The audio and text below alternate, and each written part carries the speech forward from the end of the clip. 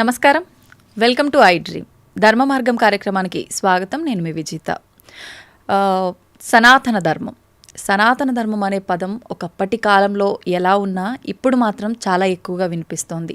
అసలు ఏంటి సనాతన ధర్మం వల్ల మనం ఏం నేర్చుకోవచ్చు, అది నేర్చుకోవడం వల్ల మన లైఫ్ ఎలా ఉంటుంది, ఎటువంటి మార్పులు వస్తాయి.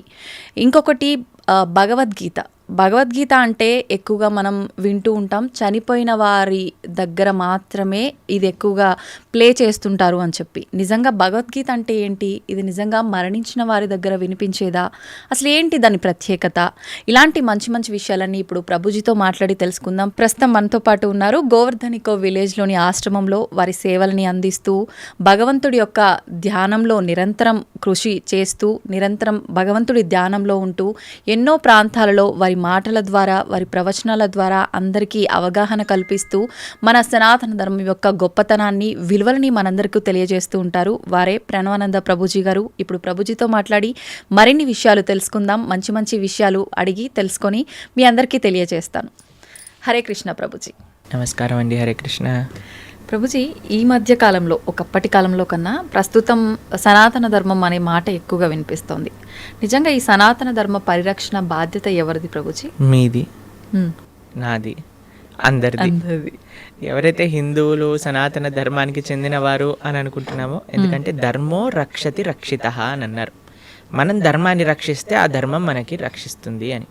ఇప్పుడు మీకు ఒక విషయం చెప్తాను. ప్రతి ఒక్కరి బాధ్యత చాలామంది ఏమనుకుంటున్నారంటే అండి, సనాతన ధర్మాన్ని రక్షించే వాళ్ళ బాధ్యత, గురువుల బాధ్యత, ఏదో గుళ్ళో ఉండే పండితుల బాధ్యత, లేదా కొంతమంది ధర్మ ధ్వజం పట్టుకున్న వారి బాధ్యత, మనదేం కాదు అని అనుకుంటున్నారన్నమాట. కానీ అది కాదండి. ఎవరైతే ధర్మాన్ని అనుసరిస్తున్నారో వాళ్ళందరి బాధ్యత ధర్మాన్ని కాపాడుకోవటం. ధర్మాన్ని ఎలా కాపాడుకుంటామండి? మేమేం చేయాలి ధర్మాన్ని కాపాడుకోవటం అని అంటే చాలా సింపుల్ విషయం అండి. ధర్మాన్ని ఆచరించటమే ధర్మాన్ని కాపాడుకోవటం అనేది. మనం కానీ ధర్మాన్ని చక్కగా పెద్దల నుంచి తెలుసుకొని, గురువుల దగ్గర నుంచి తెలుసుకొని ఆచరించామనుకోండి, ధర్మం కాపాడబడుతుంది. ఇంకొక విషయం, అన్నిటికంటే ముఖ్యమైన విషయం, ఈ ధర్మాన్ని ఈ ప్రస్తుత సమాజంలో కాపాడాలి అని అంటే, ఒకటి ఆచరించటం, రెండు భావితరాలు పిల్లలకి చెప్పటం ఏంటి ధర్మం ఏంటి అని. ఒక ఆయనని మేము అడిగాం, అయ్యా దసరా పండుగ ఏం చేస్తారు అని అంటే, ఏముందండి పులిహోర తింటాము, దసరా స్పెషల్ సినిమా చూస్తాము అంతే.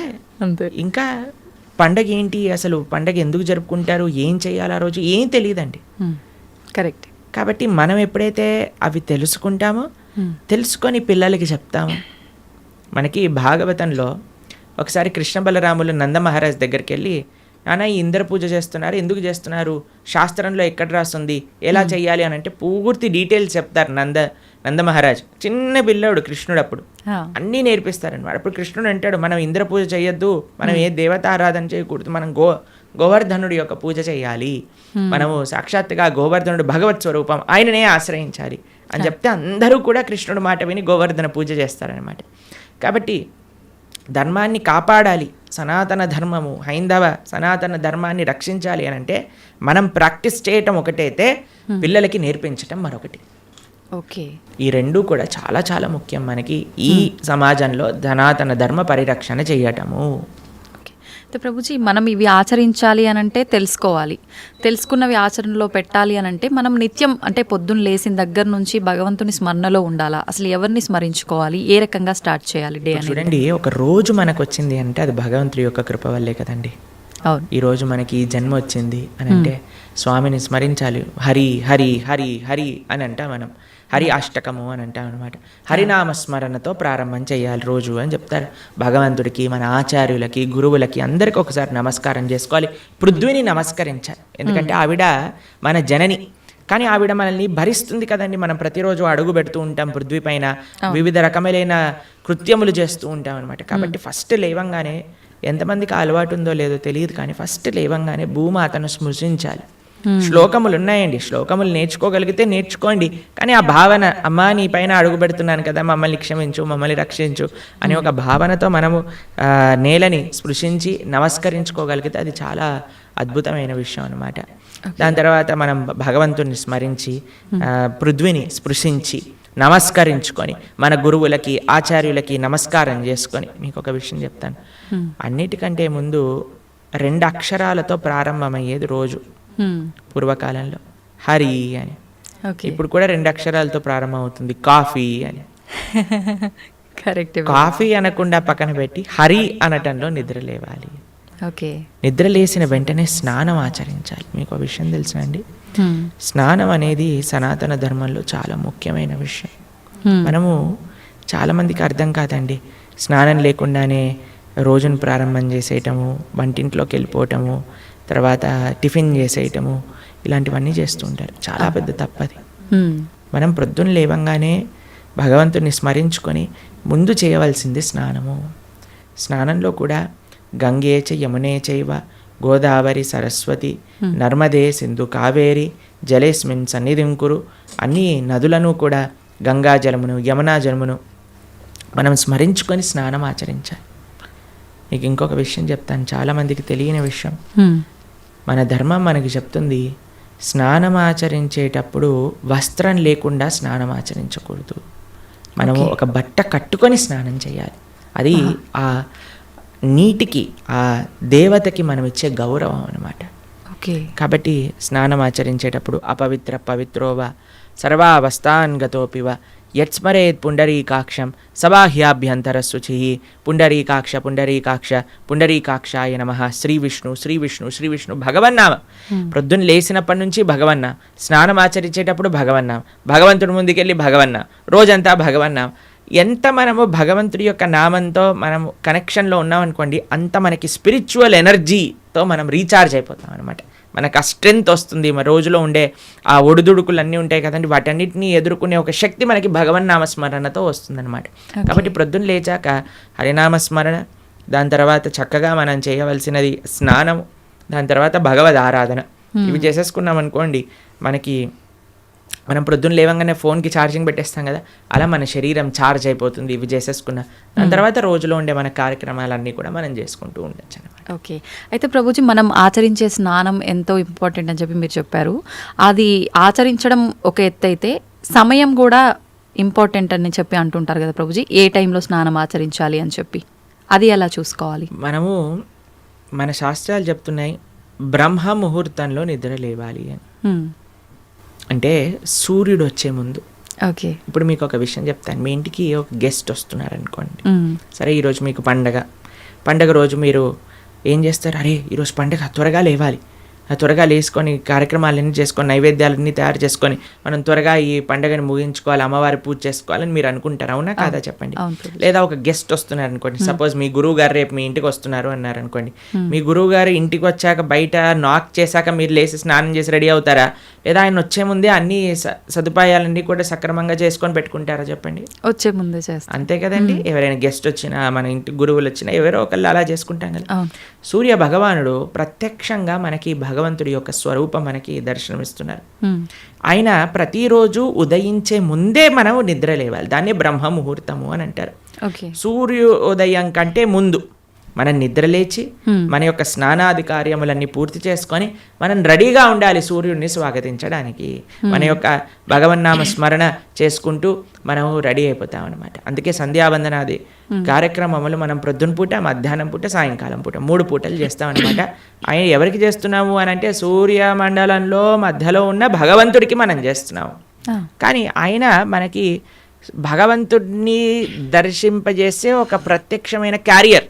ఓకే. కాబట్టి మనం ఆయన వచ్చే ముందే మనం నిద్ర లేవాలి, ఆయన రాకముందే మన యొక్క నిత్య కృత్యములన్నీ కూడా పూర్తి చేసుకొని మనము ఆధ్యాత్మిక కార్యక్రమంలో నిమగ్నమై ఉండాలి. ఓకే. మీరు చూడండి, ప్రొద్దున పూట లేవటం అనేది అటు మన ఆరోగ్యరీత్యా, అలానే సామాజిక పరంగా, అలానే మన ఆధ్యాత్మికంగా, శారీరకంగా, మానసికంగా అన్ని విషయములలో మనకి మంచి చేస్తుంది. అందుకే early to bed and early to rise keeps a man healthy, wealthy and wise అని అన్నారు. కాబట్టి ప్రొద్దున పూట బ్రహ్మ ముహూర్తంలో నిద్ర లేచి స్నానం ఆచరించవలే. ఇది ప్రతి సనాతన ధర్మానికి సంబంధించిన వారు తప్పక ఆచరించాల్సిన ఒక పద్ధతి. ఓకే. అయితే ప్రభుజీ మనం మాట్లాడుకున్న దాంట్లో ఇంకొకటి భగవంతుడి ఆరాధన. చాలా వరకు అంటే ఇంట్లో మగవారు పూజ చేస్తేనే మంచి ఫలితం పొందుతారు అని చెప్పి ఈ మధ్య కాలంలో చెప్తున్నారు. కానీ ఎక్కువగా ఆడవాళ్ళే పూజ చేస్తుంటారు. అసలు నిజంగా ఆడవాళ్ళే పూజ చేయాలా? మగవారు చేయొచ్చా? అసలు మగవారు చేయాల్సిన కార్యక్రమాలు ఏంటి ఆధ్యాత్మిక పరంగా? ఎవరెవరు ఉద్ధరింపబడాలి అని అనుకుంటారో, ఎవరెవరికి భగవంతు అనుగ్రహం కావాలనుకుంటున్నారో వాళ్ళు చేయాలండి. మీకు ఒక విషయం చెప్తాను. ఒక మగవాడు పూజ చేసిన, ఆరాధన చేసిన, పుణ్యం చేసిన, పునస్కారం చేసిన దాంట్లో ఉండే 50% ఆడవారికి వెళ్తుంది. ఓకే. ఎంత? 50%. 50%. ఏదైనా పాపం చేశాడనుకోండి, దాంట్లో 1% కూడా ఆడవారికి రాదు. అదేలా ప్రభుజీ? మరి పుణ్యం అయితే పుణ్యం 50% వెళ్తుంది, పాపంలో వెళ్ళదు. ఓకే. స్త్రీ చేసిందనుకోండి పుణ్యం, 1% హస్బెండ్కి రాదు, 100% ఆవిడ దగ్గరే ఉంటుంది. స్త్రీ ఏదైనా పాపం చేసిందనుకోండి, దాంట్లో 50% హస్బెండ్కి వెళ్తుంది. ఇది ఒక బంపర్ ఆఫర్ అనమాట, మన శాస్త్రాలు ఇచ్చింది. బాగుందా మీకు? బాగా అనిపిస్తున్నట్టుంది మీకు. శిల్ ప్రభుపాదుల వారు ఒక దగ్గర ప్రస్తావన చేస్తారు, everybody has to fly their own plane అంటారు. మనకి అంబరీష మహారాజు గారి వృత్తాంతంలో వస్తుంది. అయినా ప్రొద్దున లేవంగానే నిరంతరము కూడా భగవంతుడి యొక్క ఆరాధనలో, ఆయన చేతులన్నీ కూడా భగవంతుడి యొక్క పూజలో, పాదాలు భగవంతుడి యొక్క ఆలయ ప్రదక్షిణలో, మనసు భగవంతుని చింతించటం. సవై మన కృష్ణ పదార విందయో వాచాంసి వైకుంఠ గుణానువర్ణనే కరే హరేర్మందిరమార్జనాదిషు అని ఆయన యొక్క దినచర్య మొత్తం చెప్తారనమాట. ఇక్కడ వారి భార్య ఆరాధనకి నీళ్లు తెచ్చి తేవడానికి హెల్ప్ చేసినా సరే ఆయన అనేవారట, నా పూజ నేను చేసుకుంటాను, మళ్ళీ నీ పూజ నువ్వు చేసుకో. ఆయన అన్ని సదుపాయాలు సమకూర్చుకొని, ఎందుకంటే చూడండి భగవంతుడితో మనకుండే రిలేషన్షిప్ ఎక్స్ట్రీమ్లీ పర్సనల్ అండి. స్వామి మన తండ్రి, స్వామి మన తల్లి. ఇప్పుడు చూడండి మీకు ఒక విషయం చెప్తాను. మన ఇంట్లో ఎవరిదైనా పుట్టినరోజు ఉందనుకోండి, మనం ఏం చేస్తాం, ఒకసారి మాకు ఈ సంఘటన ఎదురైందనమాట. అన్న నేను మా తమ్ముడు కలిసి మా అమ్మగారికి గిఫ్ట్ ఇవ్వాలి అంటే, మా తమ్ముడు అన్నారు, నువ్వు నీ గిఫ్ట్ ఇవ్వు, నేను నా గిఫ్ట్ ఇస్తాను. ఎందుకంటే అమ్మకి నీ గిఫ్ట్ వేరే, నా గిఫ్ట్ వేరే. ఎందుకంటే మన ఇద్దరికి అమ్మ కదా, కాబట్టి అమ్మతో నాకుండే రిలేషన్షిప్ ఒకటి, మా తమ్ముడికి ఉండే రిలేషన్షిప్ ఒకటి, అంతేనా? అయితే మేమిద్దరం అనుకున్నాం, సరే నేను నాకు తోచింది, నాకు ఇష్టం ఉన్నట్టుగా నేను చాలా బాగా పెయింటింగ్ చేసేవాడిని అనమాట, డ్రాయింగ్ చేసేవాళ్ళం అనమాట. అయితే నేను ఇచ్చేస్తాను, నేను ఏదో ఒకటి స్కెచ్ చేసిస్తాను అంటే, మా తమ్ముడు అన్నాడు, నేను ఏదో ఒకటి తయారు చేస్తాను, ఏదో ఒక బొమ్మ లాంటిది ఏదో ఒకటి తయారు చేస్తాను, ఇస్తాము అని ఇద్దరం వేరు వేరు చేసి ఇచ్చామన్నమాట. అంటే ఎందుకు అని అంటే, మనకి మన ప్రేమను వ్యక్తపరచుకునే మార్గం ఒకటి, ఒక ఇంట్రెస్ట్, ఒక టాలెంట్, ఒక way of expressing hour love ఉంటుంది, అంతే కదా.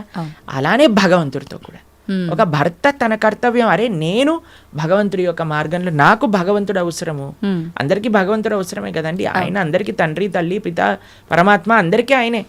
కాబట్టి మనం ఎలా ఆలోచించాలి అని అంటే, ఒక హస్బెండ్ తన ఆరాధన తాను చేసుకోవాలి, ఒక వైఫ్ తన ఆరాధనలోకి సంబంధించిన విషయములని సమకూరుస్తుంది, వంట చేసిస్తుంది, పూలమాలలు కట్టిస్తుంది.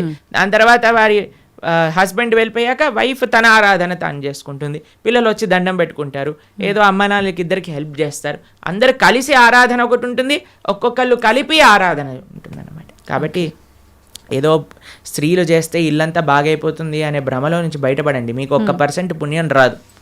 కాబట్టి జాగ్రత్తగా మీ పూజ మీరు చేసుకోండి, మీరు బాగుపడాలి అని అనుకుంటే. కాబట్టి పురుషులు తప్పకుండా ఆరాధన చేయాలి. పురుషులు ఆరాధన చేస్తున్నారు కదండి, స్త్రీలు వదిలేయకూడదు. పురుషుడు ఆరాధన పురుషుడికి, స్త్రీ ఆరాధన స్త్రీ, పిల్లల ఆరాధన పిల్లలకి, అందరికి. ఇప్పుడు చూడండి, ఇంటి పెద్ద తింటే మిగతా వాళ్ళందరూ కడుపు నిండిపోతుందా? లేదు, ఎవరికి వాళ్ళు తినాల్సిందే, అంతే కదండి. మీరు అంటారు కదా, అయ్యా మీరు తినండి, అయ్యా మేము పర్వాలేదు, మీరు తింటే మాకు తిన్నట్టే అని అంటారా? లేదా మీ హస్బెండ్ వచ్చి, అమ్మ నువ్వు తినేసేయి, నాకేం పర్వాలేదు, నువ్వు తింటే నేను తిన్నట్టే అంటారా? కాదు కదా. ఎవరెవరికి శక్తి కావాలంటే వారు వారు భోజనం చేయాలి. అలానే మనం కూడా, మనకి శక్తి కావాలి, మనకి భగవంతుడి యొక్క కృప కావాలి అంటే మనం భోజనం చేస్తే ఎలా అయితే మనకి శక్తి వస్తుందో, మనము ఆరాధన చేసుకుంటే అలా మనకి భగవంతుడి యొక్క కృప అనేది లభిస్తుంది. ఓకే ప్రభుజీ, చాలామంది ఏదైనా మంచి జరిగినా చెడు జరిగినా, నా అదృష్టం బాగాలేదు, నా రాత ఇంతవరకే ఉంది, భగవంతుడు ఇలా రాశాడు అని చెప్పి అంటూ ఉంటారు. నిజంగా అంటే మన చేతిలో ఏముండదా మనం చేసే పనులను బట్టి మన లైఫ్ని డిసైడ్ చేసుకోవడం? భగవంతుడు పుట్టినప్పుడే అవన్నీ డిసైడ్ చేసి ఇలా అని చెప్పి చూస్తాడా? మనకి ఒక సర్కమ్స్టెన్స్ ఇస్తాడండి భగవంతుడు. చాయిస్ ఎప్పుడు మన చేతుల్లోనే ఉంటుంది, మనం ఏం చేయాలి అని. ఫర్ ఎగ్జాంపుల్ మీకు ఒక విషయం చెప్తాను. ఒకరికి ఇల్లు రాసుంది, ఒకళ్ళి ఇల్లు మీకు మీ జీవితంలో కలుగుతుంది అని రాసి ఉంటుందండి. కానీ ఆ ఇంట్లో ఏం చేస్తారనేది మీ చేతుల్లో ఉంది. ఓకే, ఇల్లు వస్తుందనే వరకు మాత్రమే మన చేతుల్లో ఉంది. ఇంట్లో ఏం చేస్తాం, మనం ఒక చక్కటి పూజ చేసుకుంటామా, పునస్కారం చేసుకుంటామా, లేదా 10 మందిని పిలిచి మందు పోసి డాన్స్లు వేస్తామా అనేది మన చేతుల్లో ఉంది. మీరు కానీ మంచి ఆరాధన చేసుకున్నారనుకోండి, ఆ పుణ్యాన్ని బట్టి మీకు నెక్స్ట్ ఏమవుతుందో రాసింది. లేదు మనం తప్పు చేసామనుకోండి, ఆ తప్పు బట్టి నెక్స్ట్ కర్మ ఏర్పడుతుంది అనమాట. What is return is what you will get. మనకేం వస్తుంది అని, దాంతో మనం ఏం చేస్తాము అనేది రాసలేదు. అది మనకు వదిలేశాడు భగవంతుడు. మన విచక్షణతో, మంచి మనస్సుతో మనం దాన్ని ఆచరణ చేయాలి. అంటే మన చేతిలో ఉన్నట్టే 100% మన చేతుల్లో ఉంది. ఇప్పుడు అంటుంటారు కదా, పరిస్థితులను బట్టి, ఇంట్లో వాతావరణాన్ని బట్టే పిల్లల బుద్ధులు కూడా అని చెప్పి. ఇప్పుడు ఇది కూడా అలాగే భగవంతుడు మనకు ఒక ప్లాట్ఫామ్ ఇచ్చి వదిలేశారు. ఎలా అనేది మన చేతుల్లోనే ఉంది. ఇప్పుడు మీకు ఒక ఫోన్ ఇచ్చారనుకోండి, ఫోన్ ఇచ్చారు, ఫోన్తో మీరు ఏం చేయొచ్చు అనేది మీ చేతుల్లో ఉంది. ఒకళ్ళు ప్రవచనమైనా అయినచ్చు, లేదా పిచ్చి పిచ్చి సీరియళ్ళు సినిమాలైనా చూడొచ్చు. ఫోన్ రావటం మన చేతుల్లో ఉంది, దాంతో ఏం చెయ్యాలి మీ చేతుల్లో. ఇప్పుడు మీరేం చేస్తారు, పిల్లల్ని స్కూల్లో వేస్తారు, మంచి స్కూల్ చూస్తారు. అరే ఈ పిల్లలు మంచిగా చదువుకోవాలి, మంచి స్కూల్లో చదువుకుంటే వాళ్ళు మంచి మార్గంలోకి వెళ్తారు. కష్టమైనా ఏదైనా సరే, కష్టపడి అయినా సరే వాళ్ళని మంచి స్కూల్లో జాయిన్ చేస్తారు. మంచి స్కూల్లో జాయిన్ చేశాక వాడు చదువుతాడా లేదా అనేది ఎవరిపైన నిర్ధారణ పడి ఉంటుందండి? వాళ్ళపైన. ఒక స్కూల్లో ఒక టీచర్ 10 మందికి ఒకటే రాగంగా చదువు చెప్తుంది, కానీ ఒక్కొక్కరు ఒక్కొక్క విధానంగా చూసుకుంటారు. ఎందుకు? వాళ్ళ శ్రద్ధ బట్టి. ఓకే, అలానే మన జీవితంలో కూడా ఏమీ నీ దగ్గరకు వస్తుంది అనేది రాసి ఉంటుంది, దాన్ని ఎలా యూస్ చేస్తావు అనేది నీ చేతుల్లో ఉంది.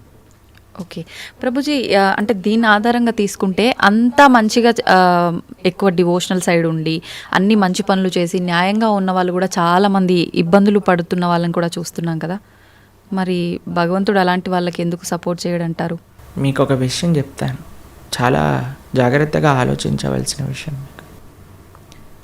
నిజంగా ధార్మికంగా, నిజంగా ఆధ్యాత్మికంగా ఉంటే వాడెప్పుడు నాకు ఇబ్బంది వచ్చిందని అన్నాడు. మీకు విషయం చెప్తాను.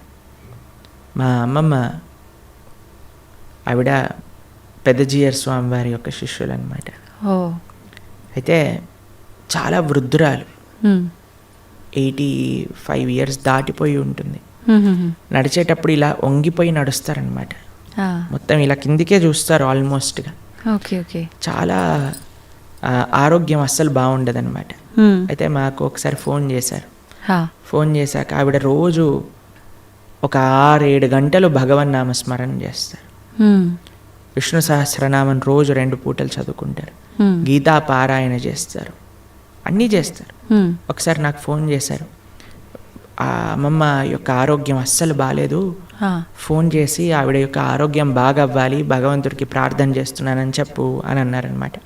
అస్సలు అంటే అస్సలు బాగాలేదండి ఆరోగ్యం. అప్పుడు మేము ఫోన్ చేసాం, ఫోన్ చేసి మీకోసం ప్రార్థన చేస్తామండి, మీ ఆరోగ్యం బాగా అవ్వాలి అని అంటే ఆవిడ అన్నారు, ఆరోగ్యం కోసం ప్రార్థన చేయాల్సిన అవసరం లేదు, ఈ ఆరోగ్యంలో తక్కువ ఎక్కువ అవుతూనే ఉంటుంది, నేను భగవంతుని ఎల్లప్పుడూ గుర్తుపెట్టుకోవాలి, మా ఆచార్యులు చెప్పిన విషయాలన్నీ మాకు గుర్తుండాలి, చనిపోయే చిట్ట చివరి క్షణంలో ఆ స్వామి యొక్క ఆ స్మరణ నాకు రావాలి అని దండం పెట్టుకో, ఆరోగ్యం గురించి దండం పెట్టుకోవాల్సిన అవసరం లేదు అని చెప్పి. నిజంగా ధార్మికమైన చింతన ఎవరికైనా ఉందనుకోండి, వారు ఎప్పుడూ కూడా నాకు వచ్చే కష్టం అని అనుకోరండి. వచ్చే ఒకటే కష్టం ఏంటో తెలుసా అండి? భగవంతుణ్ణి విస్మరించటమే నిజమైన కష్టం జీవుడికి. అది లేనప్పుడు ఏ కష్టంలోనైనా సరే భగవంతుడు కుంతిమారాని ఏమంటుందో తెలుసా అండి? అయ్యా నాకు ఇంకా కష్టాలు ఇవ్వు కృష్ణ అంటుంది. ఎందుకో తెలుసా? కష్టాలు ఇచ్చినప్పుడు నిన్ను గుర్తొస్తున్నారు, మాకు సుఖాలు వచ్చాయనుకో నిన్ను మర్చిపోతాము. కాబట్టి ధార్మిక చింతన ఉన్న ఏ వ్యక్తి కూడా కష్టం వచ్చింది అని అనుకోడు, ప్రతి ఒక్కటి భగవత్ ప్రసాదంగా స్వీకరిస్తారు. ఓకే, అది ముఖ్యమండి. నాకు ఎంతోమంది, మీకు ఒక విషయం చెప్తాను, శ్రీల కదంబకానన స్వామి అని మా ఇస్కాన్లో ఒక స్వామీజీ ఉంటారనమాట. Okay. ఆయనకి 4th స్టేజ్ క్యాన్సర్. ఈరోజు టెస్ట్కి వెళ్ళారు, తెలిసిపోయింది, రేపు అడ్మిట్ అవ్వాలి డాక్టర్ అని చెప్పారు. మీరు ట్రీట్మెంట్లో ఉన్నారనుకోండి, 1 year మీరు హాస్పిటల్లో ఉండండి, మేము మీకు ట్రీట్మెంట్ చేస్తాం, ఒక 2-3 సంవత్సరాలు బ్రతుకుతారు మీరు అన్నారు. ఆయన అన్నారు, భగవంతుడు ఇచ్చిన జన్మ నాకు, దీన్ని భగవంతుడి యొక్క సేవలో వినియోగించుకోవాలి. 2-3 సంవత్సరాలు ఎక్స్ట్రా బ్రతకడం వల్ల ఏం చేసేది లేదు, కాబట్టి నేను బృందావనానికి వెళ్ళిపోతాను అని అన్నీ వదిలేసి బృందావనానికి వచ్చేసారు. సంవత్సరం పాటు అక్కడ పూర్తిగా తెలుసు ఆయనకు, ఒక్కొక్క రోజులో నా రోజు అయిపోతుంది, ఇంకా డాక్టర్స్ చెప్తున్నారు ఇంకా 10 రోజులు, ఇంకా 2 రోజులు, ఇంకొక రోజు మాత్రమే. బిందాస్గా కూర్చొని చేర్పైన వాళ్ళ శిష్యులందరికీ కూడా ఉపదేశం చేసి, కీర్తన చేస్తూ, భగవన్నామ స్మరణ చేస్తూ, విగ్రహాలు ముందే పెట్టుకొని రోజు ఆరాధన చేస్తూ, చిట్ట చివరి రోజు కూడా నవ్వుతూ బ్రహ్మాండంగా ఆనందంగా ఆ మృత్యు యొక్క ఒడిలోకి, అంటే భగవద్భక్తులకు మృత్యువు రాదండి, శ్రీకృష్ణ పరమాత్మ డైరెక్ట్గా వస్తారనమాట. కాబట్టి కష్టం ఏమి కష్టం కాదండి ఈ ప్రపంచంలో. కష్టం వచ్చినా సరే అది మనం పూర్వజన్మ చేసుకున్న ఫలమే. ఇప్పుడు మీరు ఆయన మంచోడు అని అంటున్నారు అంటే, లేదా మంచి చేస్తున్నారు అనుకుంటున్నారు. ఇంతకు ముందు ఏం చేశామో మీరు చూసారా? లేదు. మనం ఇంతకు ముందు జన్మలో ఏం చేసుకున్నామో మనకు తెలియదు కదా. కాబట్టి కష్టం వస్తుంది అని అంటే అకారణంగా కష్టం ఎందుకు ఇస్తాడండి? భగవంతుడికి ఏం పని లేదా? ఆయన ఇక్కడ ఉన్నారు కదా హైదరాబాద్లో మూసాపేటలో, ఆయన కష్టం ఇవ్వండి కొద్దిగా చూద్దాం ఎలా బాధపడతాడో అని ఆయన ఏమన్నా పైన వైకుంఠం నుంచి ఆ పని చేస్తున్నారు చెప్పండి? లేదు. ఆయన ఎందుకు అంటాడండి ఎవరికైనా కష్టం తెప్పించాలి అని భగవంతుడు ఎందుకు అనుకుంటాడు చెప్పండి? ఇప్పుడు మీరు చూడండి, చిన్నపిల్లలు ఇప్పుడు నేను బాగా అల్లరి చేశారనుకోండి, రూమ్లో వేసేస్తారు, వేసేసి లాక్ పెట్టేస్తారు, లాక్ పెట్టేసి ఏడుస్తారనమాట పిల్లలందరూ చాలా. అమ్మాయి ఏమన్నా కావాల్సుకొని అరే మా పిల్లవాడు బాగా ఏడుస్తున్నాడు అని ఆనందపడుతుందా అండి? ఎందుకు వేసింది రూమ్లో? తెలుసుకోవాలని, అల్లరి మానేయాలి, మంచిగా ఉండాలి, బుద్ధిగా. అంతే కదండి. అమ్మ ఒక కొట్టినా, ఒక మాట అన్నదా, తిట్టినా, రూమ్లో వేసినా, దేనికైనా సరే ఒక పనిష్మెంట్ ఎందుకు వస్తుంది? ఎందుకంటే మారి మంచి విషయములు తెలుసుకొని ముందుకెళ్తారేమో. భగవంతుడు కూడా మనకి ఏదన్నా ఇచ్చాడు అని అంటే, ఒక కష్టం ఇచ్చాడు అని అంటే, ఆ కష్టం నుంచి ఏం నేర్చుకోవాలి? Failures are stepping stones for success అని అంటారు. ఒక నష్టం జరిగినా, ఒక ఏదైనా సరే, అరే మనం ఇంకా ఇంకా ఇంకా భగవన్ నామస్మరణ ఎలా చేసుకోవాలి, భగవంతుడికి దగ్గరికి ఎలా అవ్వాలి. ఇప్పుడు మీకు ఒక విషయం చెప్తానండి. బృందావనంలో లాస్ట్ ఇయర్ మేము ఆ వీడియో చూస్తున్నాం అనమాట. యమునా నది మొత్తం పొంగిపోయి బృందావనం మొత్తం కూడా మునిగిపోయిందనమాట. అందరు షాపులలోకి, ఇంట్లలోకి, అన్నిట్లోకి నీళ్ళు వచ్చేసాయి మొత్తం కూడా. అయితే ఇంటర్వ్యూ చేసే వాళ్ళు వెళ్తున్నారనమాట. వెళ్తూ టీవీ ఛానల్లో వాళ్ళు ఏమనిపిస్తుందండి మీకు, ఏమనిపిస్తుందండి అంటే, ఓ బహుత్ మజా ఆ రహా హై, యమునా మహారాణి హమారే ఘర్ మే ఆ గయి హై అని ఆరతులు ఇస్తున్నారనమాట. వాళ్ళకి ఏమనిపించట్లేదు, వాళ్ళ సామాన్లు కొట్టుకుపోయాయి, వాళ్ళ షాప్ పాడైపోయిందని. యమునా మహారాణి హమారే ఘర్ పధార్ రహీ హై, యమునా మహారాణి హమారే షాప్ మే ఆ గయి హై, అందరు కీర్తన పెట్టుకొని డాన్స్ వేస్తున్నారు అనమాట. చూడండి, అదే మన ఇంట్లో నీళ్ళు వచ్చాయనుకోండి, ఈ గవర్నమెంట్ గలీజ్ది, ఇది ఇట్లా అయిపోయింది, అది అలా అయిపోయింది అని మనం ఏడుస్తూ ఉంటాం. చూసే విధానం అండి జీవితంలో. ఒకటి కష్టం వచ్చినా, నష్టం వచ్చినా భగవత్ ప్రసాదంగా ఉన్నాం అనుకోండి, ఏం పెద్ద కష్టం లేదు. కానీ పరమాత్మ ఎవ్వరికి కష్టం ఇవ్వాలి అని అనుకోరు. మన యొక్క పూర్వజన్మ ఫలితం మనకు ఒక విధంగా వచ్చిందనుకోండి, దాన్ని స్వీకరించాలి. తండ్రి ఐ యాక్సెప్ట్ అని ముందుకెళ్ళాలి. ఓకే.